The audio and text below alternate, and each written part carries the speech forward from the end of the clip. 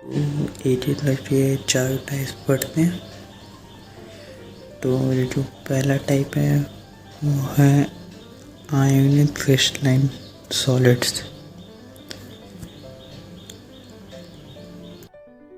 तो इसमें ज़्यादा रेजोल्यूशन नहीं है, मैं छोटे छोटे पॉइंट्स बता रहा हूँ, आप उसी से एग्जाम के लिए फ्रेम बन कर सकते हैं अपने हिसाब से। ये तो पॉइंट्स लेते हैं इसके।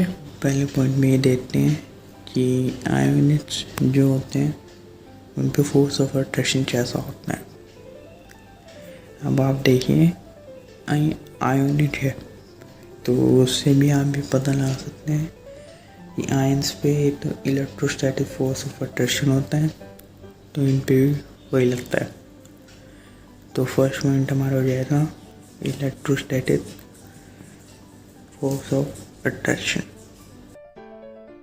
तो सेकेंड पॉइंट में हम ये देखेंगे कि इसकी कंडक्टिविटी कैसी होती है। अब क्योंकि आयनिक फॉर्म है और आयनिक क्रिस्टलाइन सॉलिड्स है, इसका मतलब उसमें फ्री आयंस है और फ्री आयंस उसकी कंडक्टिविटी को गुड बनाएंगे। तो ये आयनिक क्रिस्टलाइन सॉलिड्स हैं वो गुड कंडक्टर होंगे वो मोल्टन स्टेट में। ओके, ये भी लिख लेते हैं। फिर इस सॉलिड स्टेट की बात की जाए तो सॉलिड स्टेट में इसमें अपने आयंस नहीं होते और आयंस नहीं होने की वजह से ये सॉलिड स्टेट में एक इंसुलेटर का काम करता है। तो वो हमारा थर्ड पॉइंट रहेगा। In solids they have insulator, they are insulators. लिख लेते हैं। लास्ट पॉइंट में देखते हैं कि इसकी फिजिकल प्रॉपर्टी कैसी होती है। तो जो आयन सॉलिड्स होते हैं वो हार्ड होते हैं, हार्ड के साथ साथ ब्रिटल भी होते हैं। तो ये हमारा फोर्थ पॉइंट रहेगा, hard but brittle physical property है। और सेकंड पार्ट लेते हैं। सेकंड पार्ट हमारा है कोवैलेंट क्रिस्टलाइन सॉलिड्स।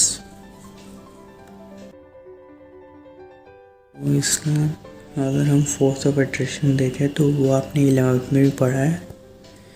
ये जो कोवैलेंट बॉन्ड्स होते हैं जी कोवैलेंट है, इससे भी आप ये चीज़ याद रख सकते हैं कि कोवैलेंट जो सॉलिड्स होते हैं उनमें कोवैलेंट बॉन्डिंग होती है।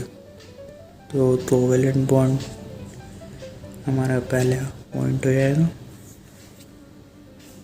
और सेकंड स्टेट की बात की जाए तो सेकंड स्टेट में हम बताएंगे इसकी कंडक्टिविटी की।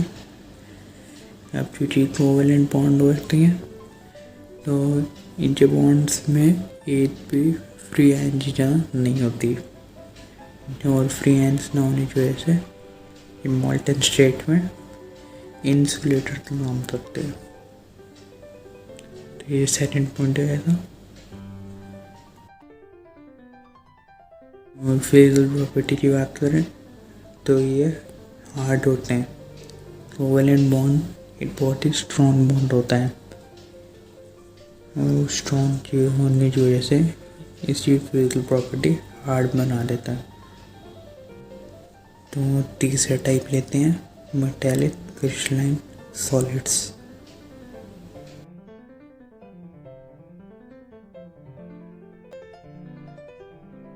तो इसमें लेते हैं इसी स्पेसिफिक पॉइंट्स।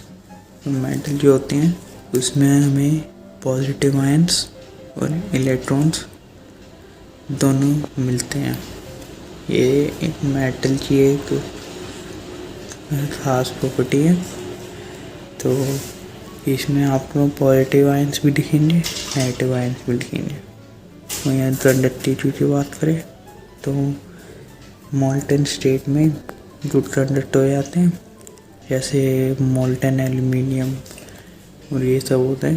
तो मोल्ट करने पे इनका इनके पास एक फ्री आयन की जगह बन जाती है। जिससे ये कंडक्टर होते हैं। वहीं अगर इनकी फिजिकल प्रॉपर्टी की बात करें, वो आपने 11th में पढ़ी है, 10th में भी पढ़ी है। Hard, malleable and ductile. Crystalline solids का लास्ट पॉइंट आते हैं मॉलिक्यूलर क्रिस्टलाइन सॉलिड्स। इसमें 3 तरह के अलग अलग बॉन्ड्स पाए जा सकते हैं। तो जैसा कि आप पहला सामने देख सकते हैं, नॉन पोलर। तो नॉन पोलर ये जितने भी अभी बताऊँगा वो सारे आपने 11th में पढ़े हुए हैं पहले से। नॉन पोलर में जैसे आपको याद होगा कुछ लंडन फोर्सेस या फोर्स ऑफ डिस्पर्शन, वो सब नॉन पोलर होते थे। ऐसे ही दूसरा, पहला नॉन पोलर था, दूसरा हो गया आपका पोलर। पोलर में जैसे आपको याद है dipole dipole interaction, polar force होता था।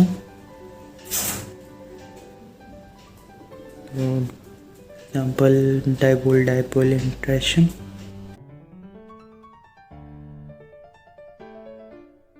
तो third point hydrogen bonding. Molecular solid है तो इसमें ये तो मॉलिक्यूलर बॉन्ड होंगे, नॉन पोलर पोलर दोनों और हाइड्रोजन, ये तीनों मॉलिक्यूलर बॉन्डिंग होती थी। ये सब आपने 11th में भी पढ़ा है। तो यहाँ पे आपका क्रिस्टलाइन वाला पार्ट ख़त्म हो जाएगा।